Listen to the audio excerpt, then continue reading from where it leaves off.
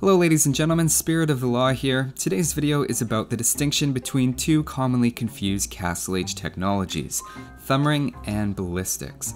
And it's understandable if newer players are unsure of which units and buildings they both apply to, as well as exactly how much they help specific units and situations. Even if you know all that stuff, it's still a debatable question of which you should get first. And that's trickier to answer, but we can certainly speculate on some situations where one tech might be preferable over the other and back that up with some math. Let's check them out.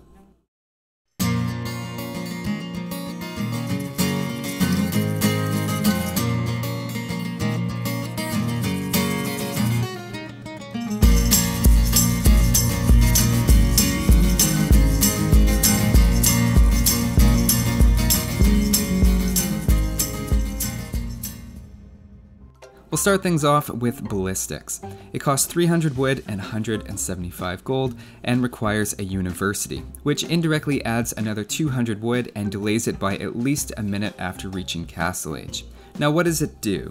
Well, at the start of the game, your units fire at the current location of a target, which means if it's on the move and you're sufficiently far away, you'll miss it every time because it moves by the time your arrow reaches where it was when the shot was fired. After researching ballistics, they aim at where it appears the unit is going to be. Now that doesn't guarantee they'll hit the moving target every time, since most archers have less than 100% accuracy, but they're at least aiming where they should be. Now you can dodge an arrow with ballistics by changing the unit's direction after the arrow is fired, but it's only practical when you're controlling a couple of units at most. As well, ballistics applies to a ton of different units. We see it affecting town centers, castles, towers, archers and similar unique units, galleys, longboats, and turtle ships. And actually maybe surprisingly, bombard towers, which as a gunpowder building is a bit of an outlier to say the least, since when we talk about units that aren't affected, it includes all the other gunpowder units like hand cannoneers and janissaries,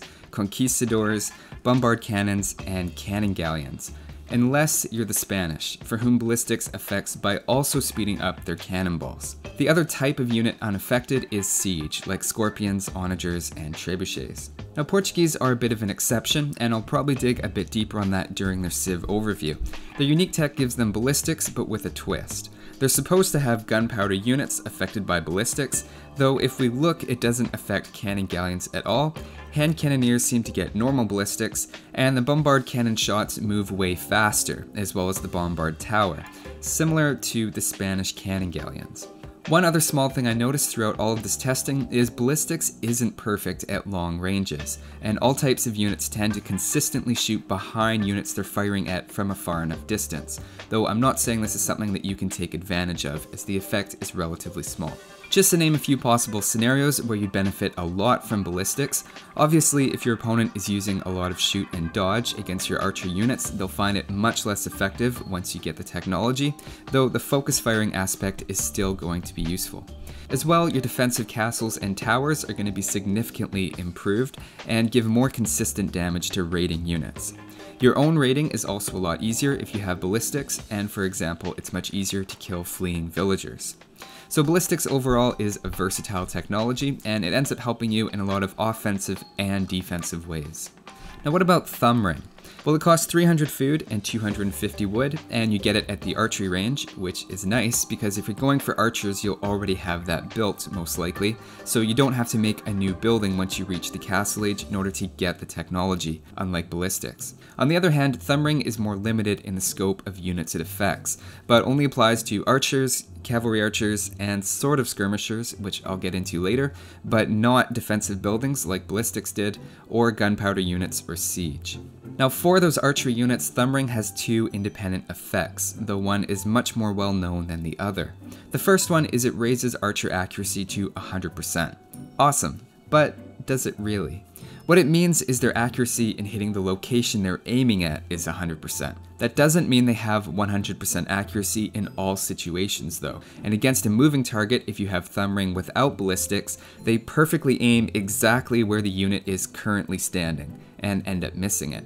It's missing with 100% accuracy. Now let that sink in, kind of a paradoxical statement.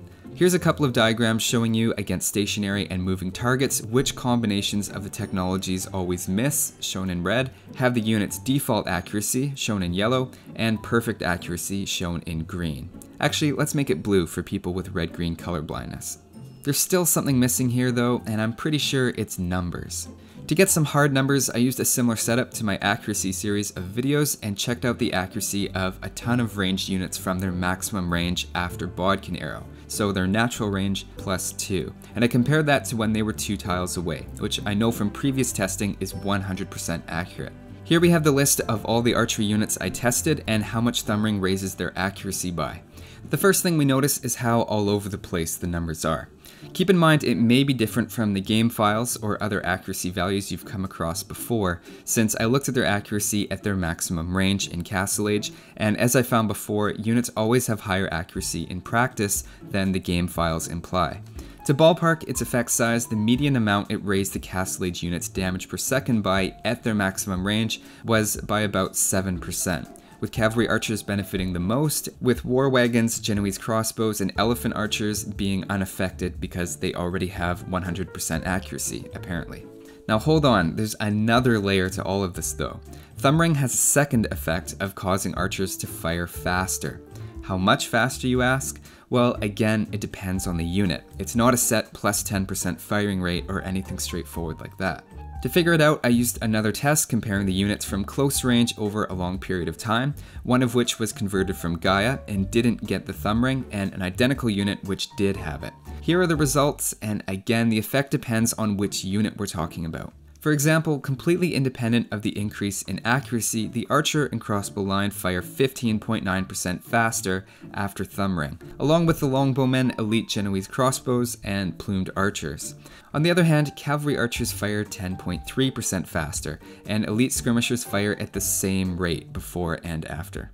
This means Thumbring is not only inconsistent in how much it improves a given unit's accuracy, but also in how it improves their firing rate, and the two are more or less independent. What we can do to try to draw some conclusions though is treat each of those as an increase in its damage output.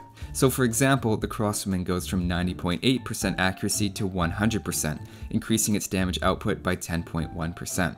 As well, its firing rate also goes up by an independent 15.9%, so it's firing faster and it's hitting the target more, and both of those increase the amount of damage he can pump out regardless of opponent armor. Now once we convert those accuracies into a damage output and stack those two effects, we see Thumbring has increased the crossbowman's overall damage output by 27.6%.